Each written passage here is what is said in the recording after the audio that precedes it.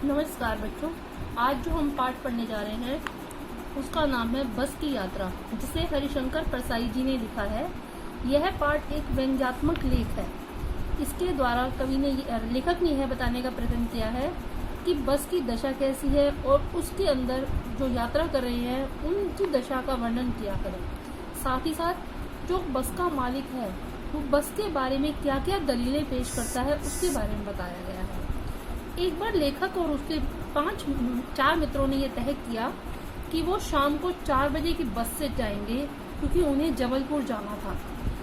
कई लोगों ने उन्हें बताया कि ये जो है, कई जो लोग समझदार लोग होते हैं वो इस शाम की बस से यात्रा नहीं करते हैं, क्योंकि यह बस जो है एक डाकिन है। कहने का तात्पर्य था कि आप इस बस से ना जाएं। जब लेखक ने और उसके दोस्तों ने उस बस को देखा तो उन्हें लगा कि वाकई वो सही कह रहे थे, क्योंकि बस खूब वयोवृद्ध थी, मतलब बहुत पुरानी बस थी और सदियों के अनुभव की निशान लिए हुए थी। मतलब उसके कई बार ऐसा लग रहा था कि देखने से ही वो कई बार दुर्घटनाग्रस्त हो चुकी है, जगह जगह से टूटी फूटी बस थी। तब उन्हें समझ आया कि लोग इसमें सफ़र करना क्यों नहीं चाहते होंगे। लेकिन तभी उन्होंने बस कंपनी का एक हिस्सेदार भी था उनके साथ, जो उसी बस से जा रहा था। तो लेखक और उसके दोस्तों ने उससे पूछा कि यह बस चलती भी है? तो उसने कहा चलती क्यों नहीं है, अभी चलेगी। क्योंकि लेखक और उसके दोस्तों को उस बस की दशा देखकर हैरानी हो रही थी कि ये बस चलेगी भी सही या नहीं।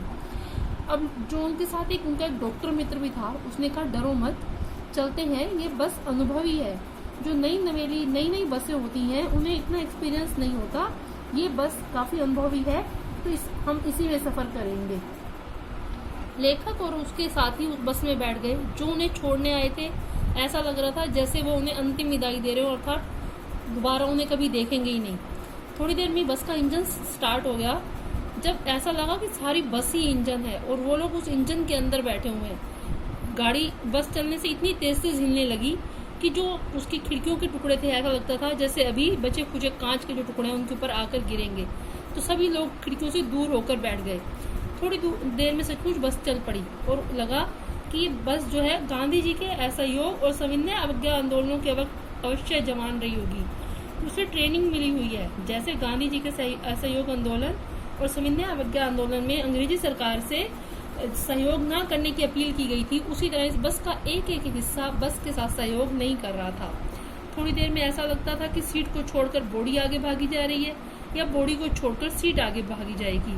अचानक से बस रुक गई तो पता चला कि पेट्रोल की टंकी में छेद हो गया और सारा ड्राइवर ने फटाफट बाल्टी में पेट्रोल निकाला और नली डालकर इंजन में भेजने लगा।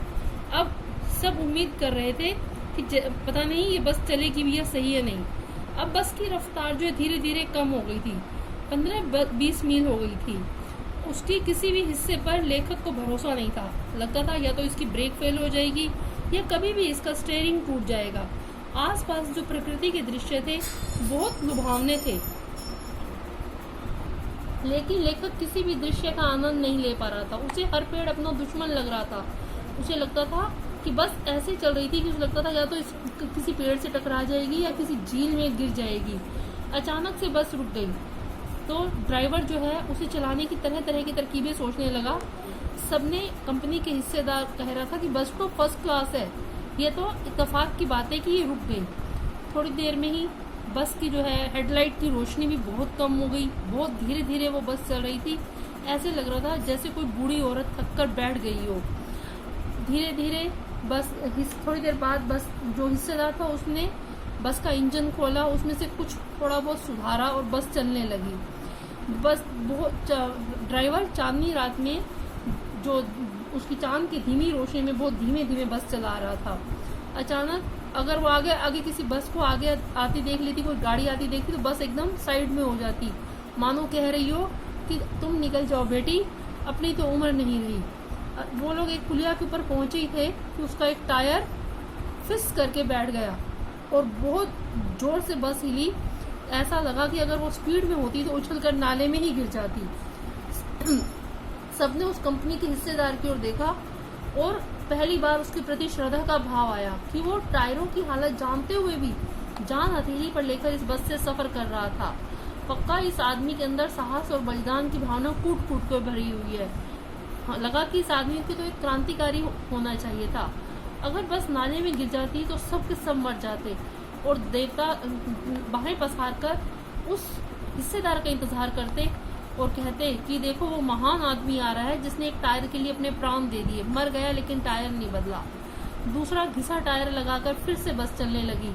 अब सबने समय पर पन्ना पहुंचने की उम्मीद छोड़ दी थी। पन्ना तो क्या, कहीं पर भी पहुंचने की उम्मीद छोड़ दी थी। सबको लगता था कि उनकी बाकी की जिंदगी इसी बस में गुजरेगी और इससे सीधे ही या वो फिर उस परमात्मा के पास पहुंच जाएंगे, क्योंकि बस किसी भी वक्त दुर्घटनाग्रस्त हो सकती थी। अब किसी को कोई बेचैनी नहीं थी, कोई तनाव नहीं था। सब आराम से उस बस में बैठ गए और हंसी मजाक करने लगे। अर्थात जो भी उन्होंने सोचा कि हमारा जितना समय बाकी इस बस में गुजारना है उसे हम तनाव में ना गुजार कर हंसी खुशी में बिताएं।